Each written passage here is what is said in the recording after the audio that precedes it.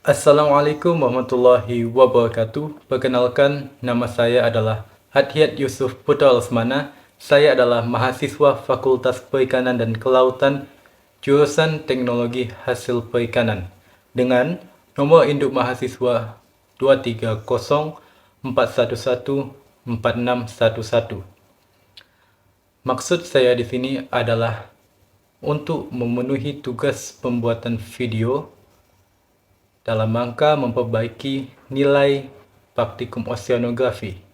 Pada praktikum oceanografi, saya ditempatkan di sesi 1 hari Jumat minggu pertama.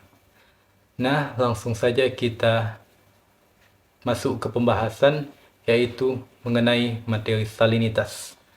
Salinitas adalah ukuran kandungan garam dalam suatu perairan yang diukur dengan alat yang bernama refraktometer dan konduktivitas listrik. Satuan dari salinitas adalah PPT dan bisa juga PSU. PPT adalah singkatan dari part per thousand dan PSU adalah singkatan dari Practical Salinity Units. Salinitas dalam suatu perairan dipengaruhi oleh penguapan, aliran sungai, dan pembekuan es.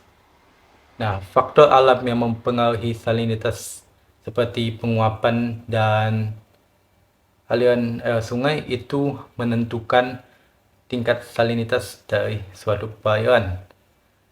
Untuk pembekuan es itu mengubah kandungan garam di suatu lautan atau di laut. Nah, salinitas ini sangat amat memengaruhi ekosistem dan kehidupan manusia.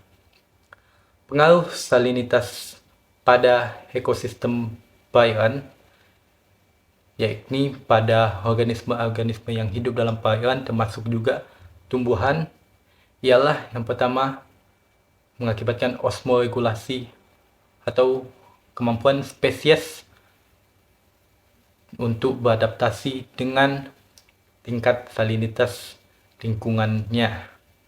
Selain itu, salinitas juga memengaruhi distribusi dari suatu spesies. Spesies yang memiliki toleransi yang lebih terhadap salinitas tentunya akan berada di tempat yang bersalinitas tinggi. Begitu juga sebaliknya.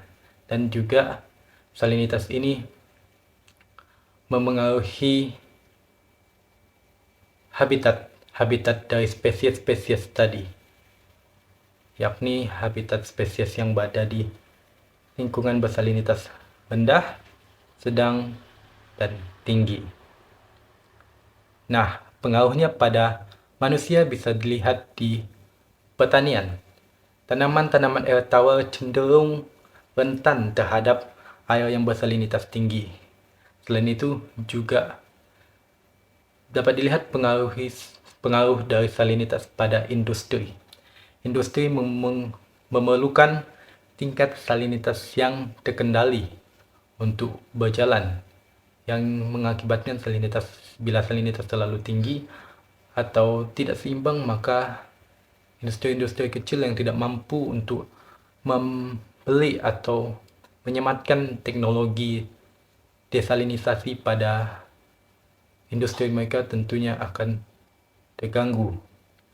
Juga salinitas ini mempengaruhi sumber daya air minum bagi manusia, yang mana manusia tidak mampu untuk meminum air yang memiliki salinitas yang tinggi, karena bila manusia mengonsumsi garam yang melebihi dari batas toleransi tubuhnya, maka itu akan berakibat fatal. Dan secara keseluruhan salinitas ini sangat-sangat mempengaruhi kesehatan dari manusia. Ketidakseimbangan dari salinitas akan mempengaruhi bagaimana yang saya sebutkan tadi. Dan pengaruh puncaknya adalah kematian organisme yang stres karena ketidakseimbangan salinitas tempat mereka tinggal. Selain itu juga mempengaruhi dari kerugian atau kerusakan habitat dari organisme itu. Dan ditambah lagi gangguan kesehatan pada kita sebagai manusia. Nah, upaya-upaya untuk mengendalikan salinitas ini bisa kita mulai atau kita lakukan. Yang pertama itu adalah dengan pengelolaan air tanah, sehingga air tanah yang kita pakai tidak langsung serta-merta masuk ke daerah yang bersalinitas. Selain pengelolaan air tanah, kita juga bisa mengupayakan pengelolaan air sungai dan juga pengelolaan limbah, agar air sungai bila meluap dan juga limbah bila banyak atau sangat tinggi tidak langsung dibuang ke perairan, sehingga menyebabkan kenaikan salinitas ataupun ketidakseimbangan salinitas. Dan yang paling penting adalah monitoring atau pengawasan dari berbagai perairan, sehingga kita tahu bila kadar salinitas dari perairan tersebut berubah atau bagaimana.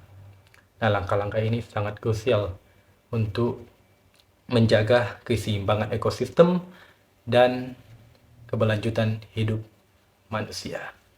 Oke, sekian materi dari saya. Terima kasih telah mendengarkan. Saya Adhiat Yusuf Lesmana. Mohon pamit undur diri. Wassalamualaikum warahmatullahi wabarakatuh.